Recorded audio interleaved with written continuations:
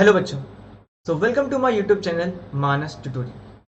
आज series of videos में start कर रहा हूं जिसमें हम लोग क्लास 10th का जो चैप्टर नंबर है, second chapter number which is a periodic classification of elements, इसको हम लोग डिटेल में और एकदम इजीएस्ट वे से हम लोग सीखेंगे। ये सीरीज ऑफ वीडियोस होगी जिसमें हम लोग पूरा डिटेल में चैप्टर को देखेंगे। चलिए अब इस सीरीज ऑफ वीडियो में क्या क्या हम लोग डिस्कस करने वाले हैं। इसमें हम लोग डिस्कस करने वाले हैं सबसे बेसिक्स कि व्हाट इज एलिमेंट्स एंड उनका क्लासिफिकेशन कैसे होगा, डोबेनाइर का ट्रायड क्या है, न्यूलैंड्स के ऑक्टेव क्या है, and then Mendeleev and modern periodic table क्या है, इसके बारे में डिटेल में देखेंगे। इस वीडियो में हम लोग कुछ चीजें देखेंगे, इन आने वाले अनदर फर्दर वीडियोस में हम लोग और डिटेल में हम लोग जाएंगे। तो चलिए आज का वीडियो स्टार्ट करते हैं जहां पर हम लोग कुछ बेसिक चीजें देखते हैं। देखिए चैप्टर का नाम ही है पीरियोडिक क्लासिफिकेशन ऑफ एलिमेंट। इसमें हम लोग जो फोकस करने वाले हैं अबाउट टोटली एलिमेंट्स के बारे में कि what is element and what are the need to classify them, क्यों उनकी जरूरत पड़ी उसको क्लासिफिकेशन के लिए, उसके बारे में हम लोग देखते हैं। तो चलिए आई होप आपको मजा आएगा। बिफोर स्टार्टिंग चैप्टर्स हमें कुछ चीजें पता होनी चाहिए। जैसे एक सिंपल सा टर्म है एटम्स, हमने प्रीवियस स्टूडेंट ने पढ़ा है, सभी लोगों ने पढ़ा है व्हाट इज एटम। एटम क्या है, व्हाट इज एलिमेंट क्या है, व्हाट इज कंपाउंड क्या है, and what are the mixtures, इसके बारे में हमें बेसिक्स पता होना चाहिए कि at least what are these things. सबसे पहला स्टार्ट करता हूं, तो यहां पर है अबाउट एटम के बारे में कि व्हाट इज एटम। किसी भी एलिमेंट्स का, किसी भी कंपाउंड का या किसी भी स्ट्रक्चरल यूनिट का जो बेसिक्स पार्ट होता है, जो बेसिक होता है, उसको हम लोग बोलते हैं एटम। फॉर एग्जाम्पल अगर मैं आपको यहां पर बता दूं, एक वॉल है, यहां पर एक वॉल है, ये वॉल बनी हुई दीवार है।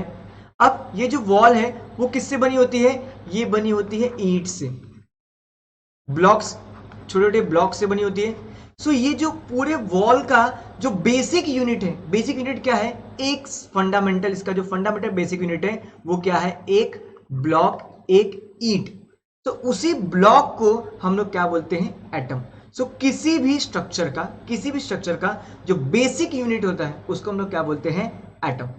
नाउ ये एटम पहले बोला गया था कि ये स्मॉलेस्ट यूनिट है, इसको हम लोग ब्रेक नहीं कर सकते, बट बाद में फर्दर स्टडीज हुई तो पता चला अरे नहीं भाई, इसके भी कुछ स्मॉलेस्ट पार्ट है, ये भी किसी छोटी छोटी चीजों से बना होता है। किससे किससे बना होता है, तो ये बना होता है प्रोटॉन्स, इलेक्ट्रॉन्स एंड न्यूट्रॉन से बना होता है।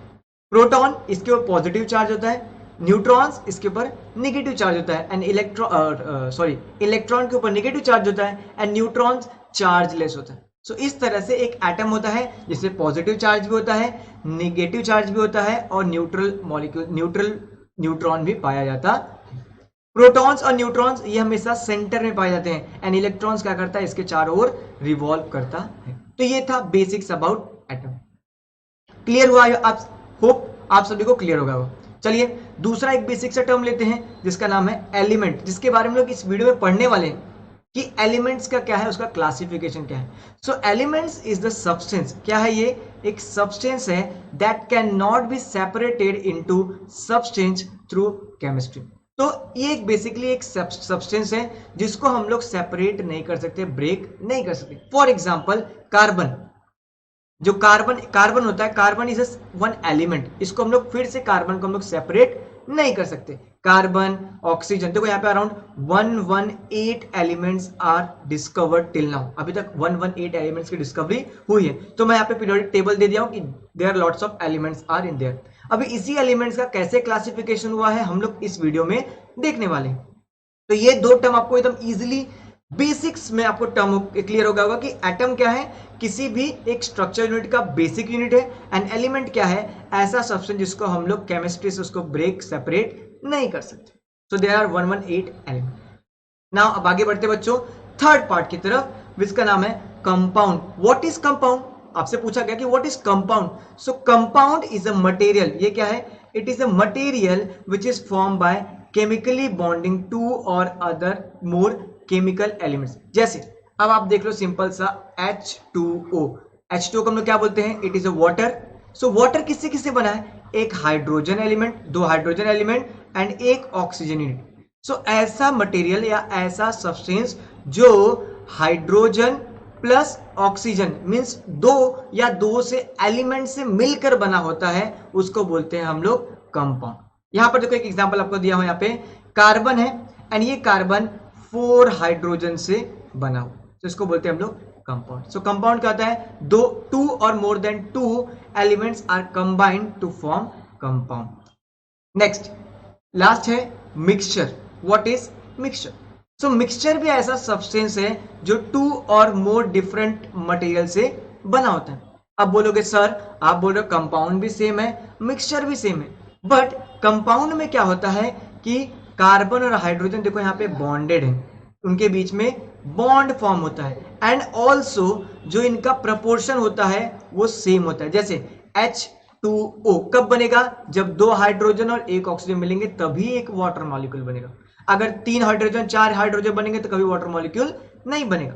सिमिलरली देखो यहाँ पे मीथेन है, एक कार्बन प्लस 4 हाइड्रोजन, तो जब कभी भी 1 कार्बन से 4 हाइड्रोजन अटैच होंगे तभी वो मीथेन बनेगा, नहीं तो वो मीथेन नहीं बनेगा। सो मीथेन इज अ कंपाउंड, जबकि मिक्सचर क्या होता है, कोई भी कितने भी प्रोपोर्शन में ऐड हुआ है और इनके बीच में बॉन्डिंग्स नहीं होते। फॉर एग्जांपल आपको बेसिक बताऊं तो याद रखिए रसना, रसना में कितना भी शक्कर डालते हैं, कितना भी हम लोग रसना डाल के हम लोग कितना भी वाटर करके अपने हिसाब से लोग बनाते हैं। So it is a mixture. और एक एग्जांपल ले तो भेल,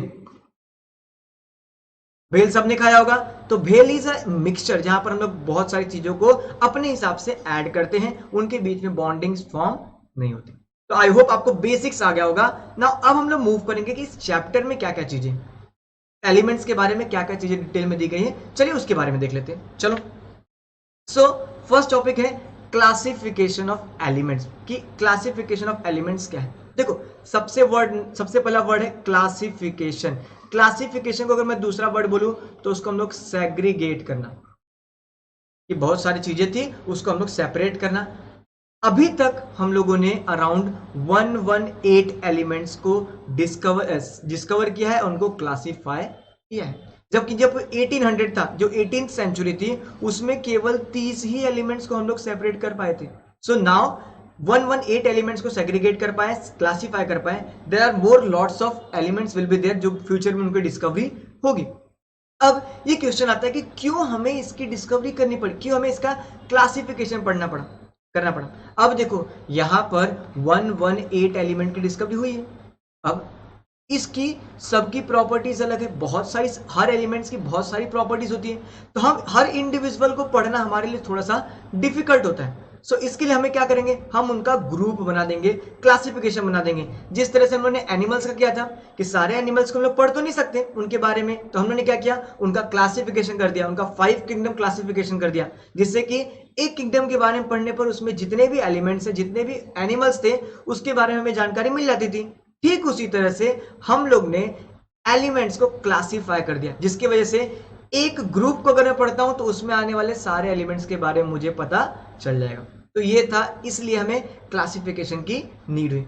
सो क्लासिफिकेशन नीड क्यों हुई, to study the physical and chemical properties of elements की फिजिकल केमिकल प्रॉपर्टीज को पढ़ने के लिए उनका क्लासिफिकेशन की जरूरत पड़ी। सिमिलर वे से अगर हम उसके बारे में पढ़ेंगे तभी तो हम उसको अप्लाई कर पाएंगे डे टू डे लाइफ में। नई नई चीजें हमें डिस्कवर करना है तो वी रिक्वायर डिफरेंट एलिमेंट्स। सो उसके एप्लीकेशंस के लिए भी हमें क्लासिफिकेशन करना बहुत ही जरूरी था। सो इसलिए हम लोगों ने क्लासिफिकेशन किया। तो आपको पता होना चाहिए कि क्यों क्लासिफिकेशन की जरूरत है। ऐसे ही नहीं कि हमने क्लासिफिकेशन कर दिया कि चलो भैया हाँ आज कुछ टाइम नहीं एलिमेंट्स को क्लासिफाई कर दिया, ऐसे नहीं। हम लोग को कुछ रीजन था। रीजन क्या था कि हमें सबके बारे में जानकारी प्राप्त करनी थी। नाउ अब ये क्लासिफिकेशन इतना इजी नहीं था।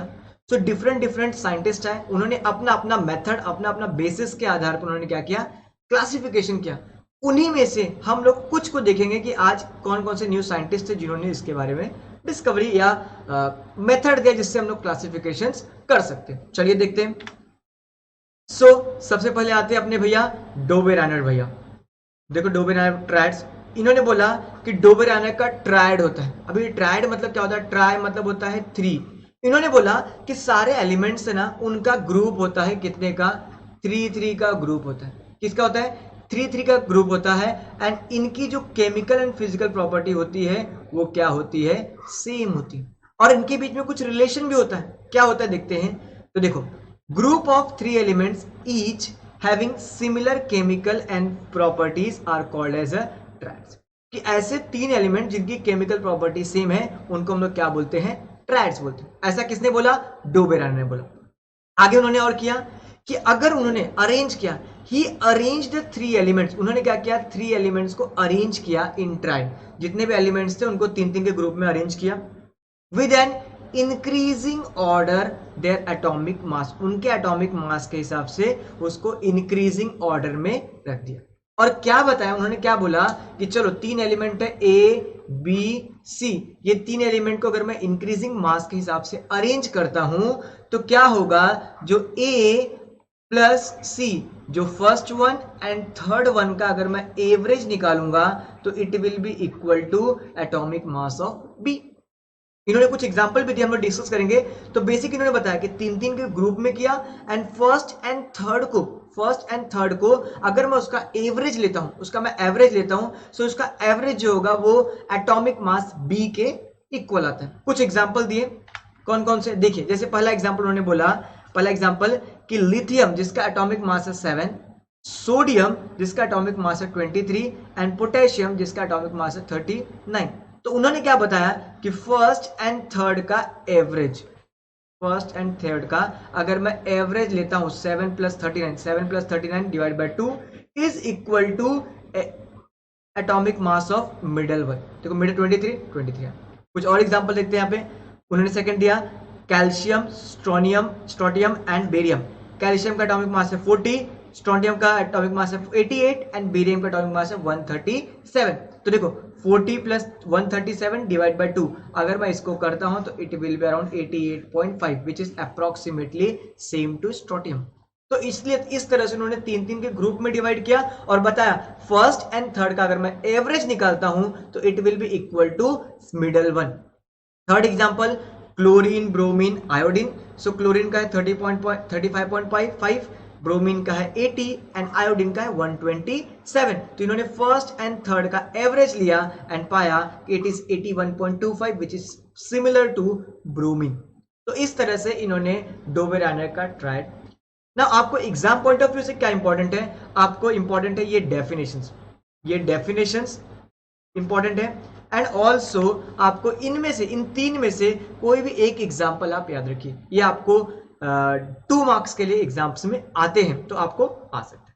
चलिए, ये थे फर्स्ट साइंटिस्ट जिन्होंने क्लासिफिकेशन किया। नाउ देखते हैं नेक्स्ट साइंटिस्ट। नेक्स्ट साइंटिस्ट थे न्यूलैंड भाई साहब। अब न्यूलैंड भाई साहब ने देखो क्या क्या बताया।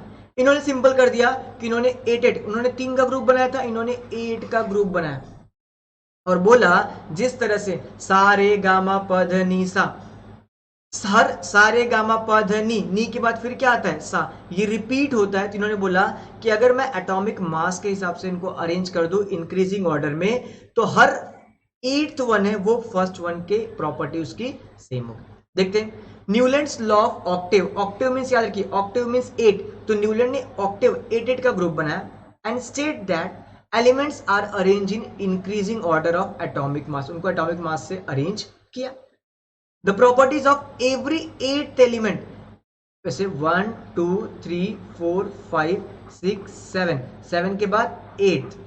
तो the property of every 8th element from any elements are repetition of property of starting element. इन्होंने क्या बोला कि जो 8th एलिमेंट का प्रॉपर्टी होगा वो फर्स्ट वन के सेम होगा, 9th का किसके सिमिलर होगा? सेकेंड वन से होगा, 10th वाले का थर्ड से होगा। तो इस तरह से हर 8th पे क्या होगा? वो रिपीट होता है। और ऐसा उन्होंने एक बॉक्स बनाया था विच इज एप्लीकेबल टू 8 रोज में हुआ था। 56 एलिमेंट्स को ये इजिली क्लासीफाई कर पाए थे एंड उनको बता पाए थे कि हर 8th एलिमेंट है वो उसके प्रीवियस जो फर्स्ट वन है उससे क्या करता है? उसकी प्रॉपर्टी सेम होती है। तो ये था न्यूलैंड्स लॉ ऑफ ऑक्टेव। इसमें आपको जस्ट डेफिनेशन पूछेगा। मैं यहाँ पे देखिए सिंपल सा है कि हाइड्रोजन जो लिथियम है, lithium is similar to sodium, beryllium is similar to magnesium. तो हर 8 के बाद boron is similar to aluminium. So हर 8th एलिमेंट क्या करता है? खुद को रिपीट करता है, उसकी प्रॉपर्टी रिपीट होती है। तो ये था Newlands law of Octave. I hope आपको डोबेरानर का ट्राइड्स एंड न्यूलैंड्स ऑक्टेव आपको समझ में आ गया होगा। इन नेक्स्ट वीडियो हम लोग बात करेंगे मेंडलीव के बारे में। मेंडलीव के बारे में उन्होंने किस तरह से क्लासिफिकेशन किया, what are the merits and demerits थे, उसके बारे में डिस्कस करेंगे। सो मिलते हैं next video and thanks for watching. अभी तक आपने सब्सक्राइब नहीं किया है so please subscribe it and please share with your friends. मिलते हैं नेक्स्ट वीडियो में। Thank you.